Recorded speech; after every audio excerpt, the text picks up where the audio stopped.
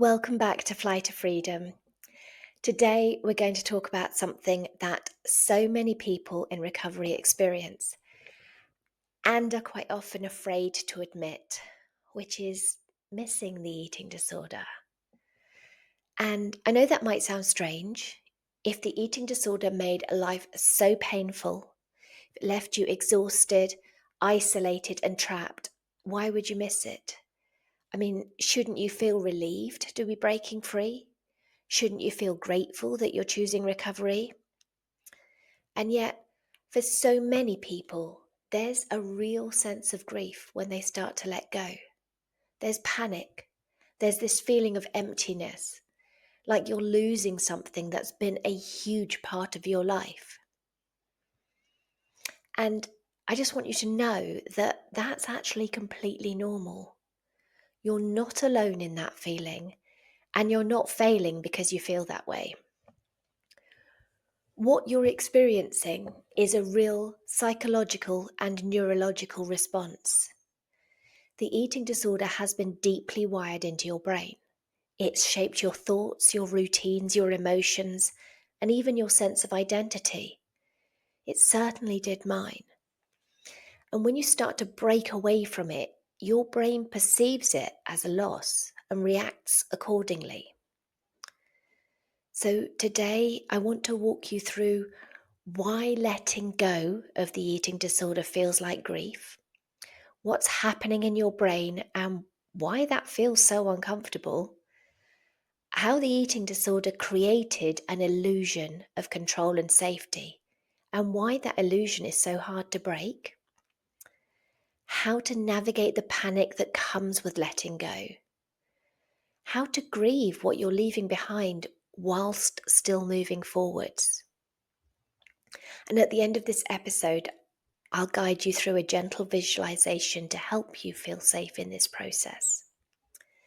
So if you're struggling, like I did, with this sense of loss, I want you to know that you're not alone. You can miss the eating disorder, and that doesn't mean you want to go back. And you're not losing yourself. You're actually finding yourself again. So let's start with why letting go feels like a loss. If you've ever thought like I did, but I don't know who I am without the eating disorder, or felt an aching sadness as you start to loosen your grip on it, you're not alone. Recovery isn't just about changing behaviors, it's about redefining yourself.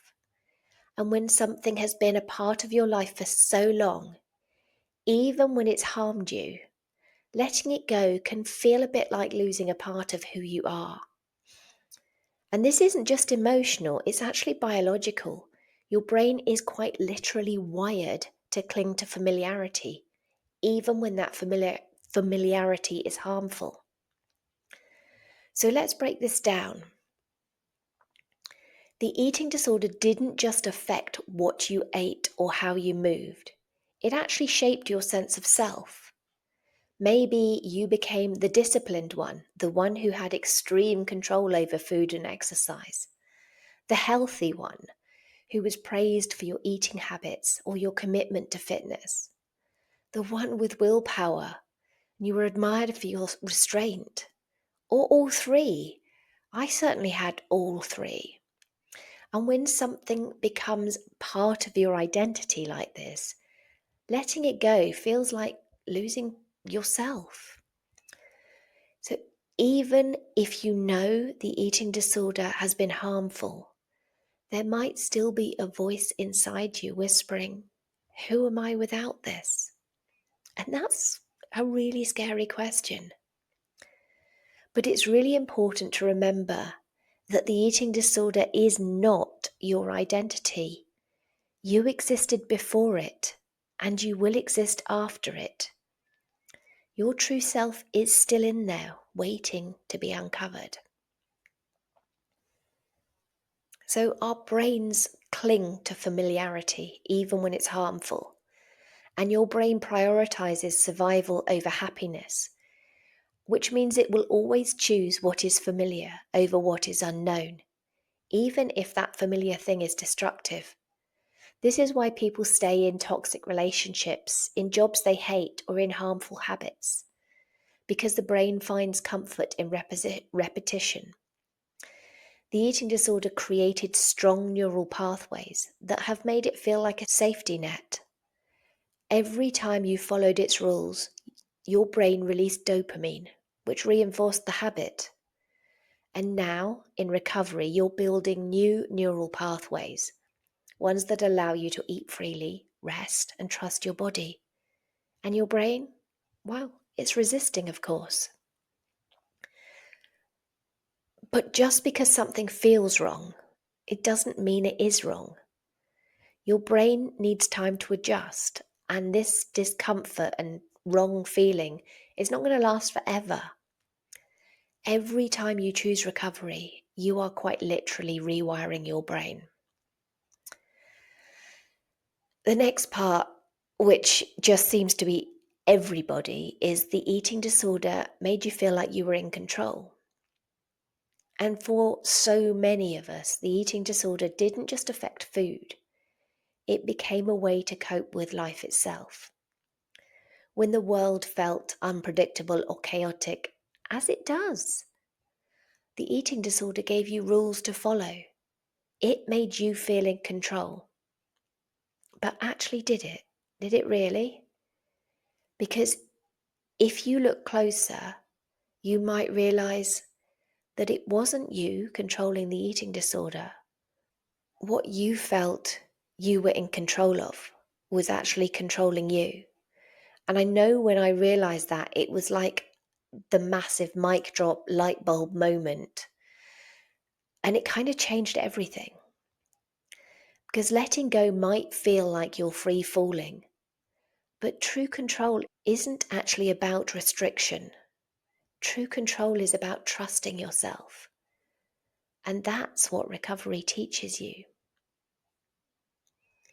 Also, for so many of us, the eating disorder has been a coping mechanism. It was started as a coping mechanism in a world that just felt like it wasn't the right one for us. It's never just been about food. It's a way to avoid emotions. Maybe it numbed your anxiety. Maybe it distracted you from pain. Maybe it gave you a sense of purpose when everything else felt meaningless. And when you let go, you start feeling those emotions again. And that's hard. It can feel unbearable. Your brain, which got used to suppressing feelings, suddenly has to start processing them. And you might hear that voice saying, "See, you need the eating disorder. You can't handle this without it." But that's not actually true. You can handle emotions. You were actually designed to be able to handle emotions. But your brain just needs time to learn how, which is why developing new coping strategies is so important in recovery. Because you will feel emotions again. And that's not a bad thing. It's actually a sign that you're alive, that you're human. Another part is that fear of the unknown feels bigger than the fear of staying stuck. And your brain would rather stay in a painful certainty than step into an uncertain future. And recovery is full of unknowns. What will happen to my body? How will I cope with emotions? Who will I be without this? And because your brain can't predict the future, it just fills the gaps with fear. What if I gain weight? What if I lose control? What if I don't like my life without this? What if I can't accept myself? But the unknown is where freedom lies. Yes, the eating disorder might give you certainty, but at what cost? If you were happy, you wouldn't even be listening to this podcast. Recovery is uncertain, yes, but uncertainty is where possibility exists. And you deserve to discover what that possibility looks like. So just to recap on that section of why letting go feels like a loss. It's normal to grieve the eating disorder. It was part of your life for a really long time. Your brain resists change because it prioritizes familiarity over happiness. The eating disorder never gave you control. It just made you feel like it did. Letting go is scary because it means facing emotions, and you're capable of handling them. And the unknown is terrifying, but it's also where your future free self is waiting for you. You're not losing yourself, you're finding yourself. And I promise what's ahead of you is so much better than what you're leaving behind. So now let's look into the panic of letting go, why it feels like it's just so scary. When the eating disorder has been your constant for so long, letting go feels literally like stepping into thin air. Your mind is racing with fear. What if I gain weight? What if people judge me? What if I lose control?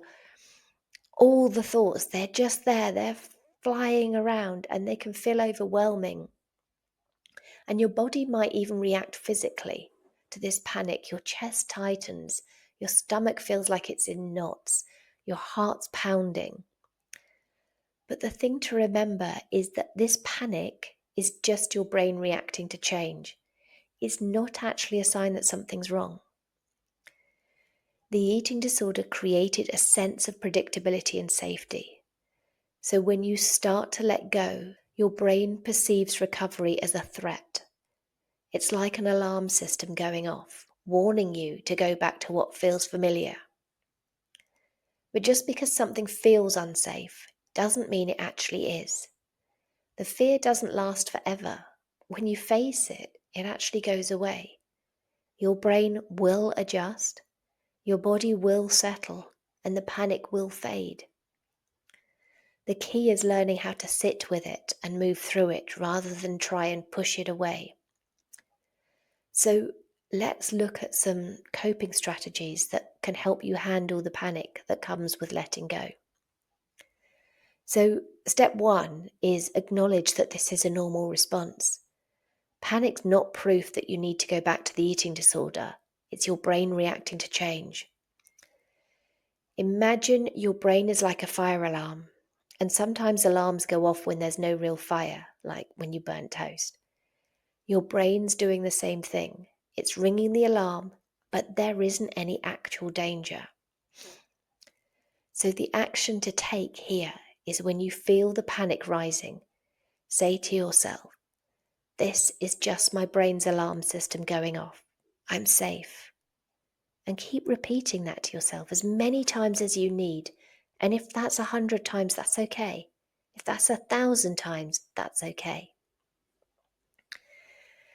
Now, the next step is to ground yourself in the present moment, because panic is always about fear of the future. What if I gain weight? What if I lose control? What if I fail? But the future isn't real yet. Panic makes you spiral into all these what ifs instead of focusing on what is happening right now. So try using the 3-2-1 method to pull yourself back to the present. Just name 3 things you can see, like I can see my hands, my computer, and the window. 2 things you can hear. I can hear the clock ticking and a gentle snoring from the dog on the sofa. And 1 thing you can physically feel. I can feel my feet on the floor. And this brings you back to this moment where you're safe. You can also use breathing to regulate your nervous system, because when you start to feel panicked, your breathing speeds up, your heart pounds, your muscles tense. This is because the fight or flight system has been activated. And the best way to calm your body is to engage the rest and digest system, which is the system that brings you back to safety. So try breathing in for 4 seconds and hold that breath for 6 seconds, and then breathe out for 8 seconds. And repeat this 3, 4, 5 times. And what this does is it actually slows your heart rate and signals to your brain that you're not in danger. And the last step is to challenge the thoughts that fuel the panic. Because when panic hits, it comes with all this catastrophic thoughts. If I eat this, I'll spiral out of control. If I rest, I'm never going to stop gaining weight. It's just going to go on forever and ever. I can't handle life without the eating disorder. And these thoughts feel real, but they're not facts, they're fears. So first of all, get them out of your head, write them down on paper. And then when they're on paper, they can't spin any further, and you can write a rational, recovery-focused response. For example, the fear of, if I eat more, I will lose control. You could write that down. And then the recovery truth is, eating more is what my body needs. I'm not losing control, I'm just nourishing myself. And doing this helps rewire your brain to stop jumping to these worst case scenarios. So I hope those coping strategies are helpful. But let's look about the grief of letting go, because grief is not just about losing people. It's something we experience anytime we let go of something that played a major role in our lives. Even when that thing was harming us, its absence leaves a gap. So yes, it's okay to grieve the eating disorder. You're allowed to feel nostalgic about certain parts of it. You might feel sadness, emptiness, or even anger as you let it go. You might well find yourself thinking, maybe it wasn't so bad. Maybe I was better off with it. And that's okay. This is part of recovery. It's not a sign that you're failing. But it is really important to remember that grieving something doesn't mean that you need to return to it. What you're really grieving is the illusion that the eating disorder gave you something you needed: safety, control, purpose. And the best part is that you can now find safety, control, and purpose somewhere else without harming yourself. Now I would love to take you through this guided visualization to help you step into your freedom. So close your eyes if it's safe to do so. Take a deep breath in and slowly exhale. Let yourself arrive in this moment. Feel the ground beneath you. There's nothing you need to do right now except be here. Imagine you're standing at a crossroads. Behind you is a familiar path, one you've walked for years. It's well worn, deeply carved into the earth from the countless times you've followed it. This path represents the eating disorder. And ahead of you is a new path, one that stretches out into the horizon, open and unknown. It represents recovery, freedom, and a different way of living. You stand between these two paths, feeling frozen. A part of you really wants to step forward, but another part of you is hesitating, terrified of leaving behind what you know. Your feet feel heavy, as if they're rooted into the ground. But you don't have to let go all at once. You don't have to be fearless. You only have to take one step. Slowly, with all the courage you can find, you move your weight forwards. Your foot hovers over the ground for a moment. and then you step. It feels shaky, uncertain, but you're moving. One step turns into the next step and another. And with each step, the weight, the fear that once held you back begins to lift. You are moving forwards. You're stepping into something new. You're stepping into yourself. Take a deep breath in and slowly exhale. When you're ready, gently bring your awareness back to your body. And when you open your eyes, carry this with you. You don't have to let go of everything all at once. You only have to take one step. And that step, it's enough. You are enough.